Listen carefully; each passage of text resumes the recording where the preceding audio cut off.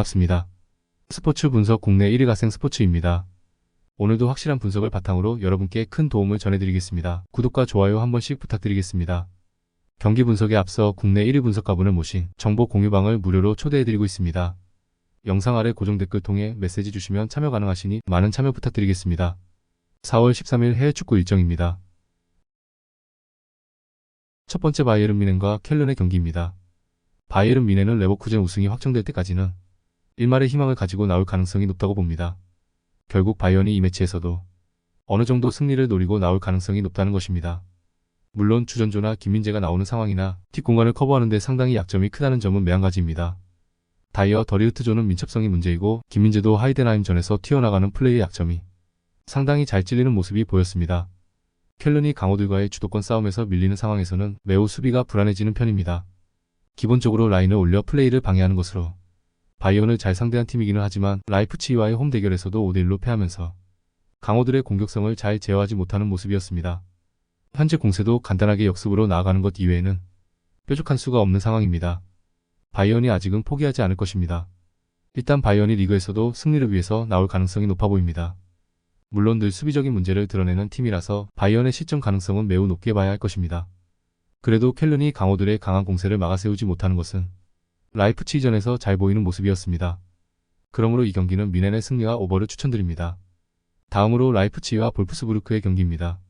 라이프치히가 의외로 볼프스부르크와의 매치에서는 승리와 패배를 주고 받는 편이었습니다. 다만 이는 볼프스부르크가 홈이었을 때 이야기입니다. 자신들의 홈에서는 2017년 이후로 볼프스부르크에게 승리를 내어준 적이 없었습니다. 일단 볼프스부르크가 역습이 아니고 상당히 적극적인 공격성을 보이는 것도 도움이 될 수 있는데 기동력이 좋고 중앙을 두텁게 가져가는 라이프치히가 체급에는 위일 수 있기 때문입니다. 하센히트 감독은 상당히 공격적이고 자신들이 경기를 지배하는 스타일을 선호하는 편입니다. 다만 지난 경기에서 멘헨글라트바흐의 역습에 지는 모습을 보여주는 등 전술적인 약점이 없지는 않습니다. 애초에 높은 패스 성공률을 바탕으로 나아가려고 해도 라이프치히의 전술은 중원을 두텁게 가져가는 것이고 하센히트 감독은 늘 빠른 선수들이 뒷공간을 돌파하는 스타일에 약점을 많이 보였던 편이었습니다. 라이프치히가 승리를 기록할 것입니다.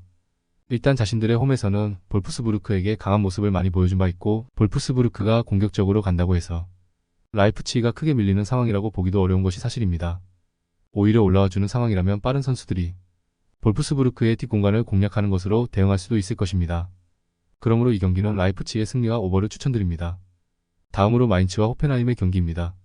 마인츠는 최근 기록한 다득점 양상은 상대가 보움이나 다름슈타트 등 강등권 팀과의 대결이라서 그런 것일 수도 있습니다. 다만 마인츠가 홈에서 상당히 좋은 면모를 보이는 점은 감안해야 할 것입니다. 특히 11월 이후로는 리그에서 홈에서는 2골 이상을 허용한 적이 없습니다. 호펜하임을 상대로도 홈에서는 상당히 강세로 2020년 이후로는 패배가 없는 흐름입니다. 생각보다 높은 라인을 잡고 압박을 강하게 들어가는 편이라 상대 지공을 막아세우는 능력 자체는 있다고 볼 수 있겠습니다.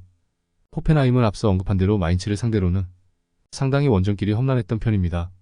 특히 호펜하임이 2선과 1선에 6명을 두는 꽤 극단적인 공격 포메이션을 구축하는 경우도 많은 상태라서 공격이 중간에 끊기거나 하는 상황에서는 매우 수비가 불안정해지는 양상이 짙은 편입니다. 마인츠가 올 시즌 전반적으로 결정력 난조에 시달리고 있는 것이 다행이라고 볼 여지가 있기는 해도 본인들의 구조적인 문제를 무시하기는 어려운 일입니다. 일단 홈에서 보여주는 의외의 수비력과 높은 압박 라인으로 지공 성향을 저격하면서 숏 카운터로 가는 상황에서는 효율이 좋아지는 모습입니다. 호펜하임이 지공 성향으로 전개하는 상황에서 중간에 끊기는 상황에서는 수적으로 상당히 불리한 위치에 놓이는 것이 사실입니다. 그러므로 이 경기는 마인츠의 승리와 언더를 추천드립니다. 다음으로 멘헨글라트바흐와 도르트문트의 경기입니다. 멘헨글라트바흐가 역습으로 도르트문트를 상대로 난전을 만드는 것까지는 할 수 있는 전력이라고 봐야 합니다. 전반기에도 원정에서 2골을 기록하는 등 저력을 보여준 상태입니다.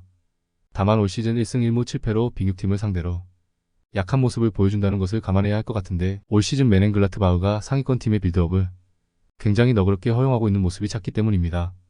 도르트문트가 일단 공격적으로 나오는 편이라서 공격력에서는 크게 문제가 없는 상황으로 볼 수는 있겠습니다. 다만 높은 위치를 잡을 때 간격 유지라는 면에서는 상당히 난조를 보이고 있다는 점도 사실입니다. 지난 리그전에서도 슈투트가르트의 역습에 결승골을 실점하기도 했고 AT전에서도 전후반 내내 주도하는 페이스를 보여주었지만 기대 득점은 늘 AT 마드리드가 높은 모습이었습니다. 결국 멘헨글라트바흐가 상대 빌드업을 저지하는 데는 약점이 큰 편입니다.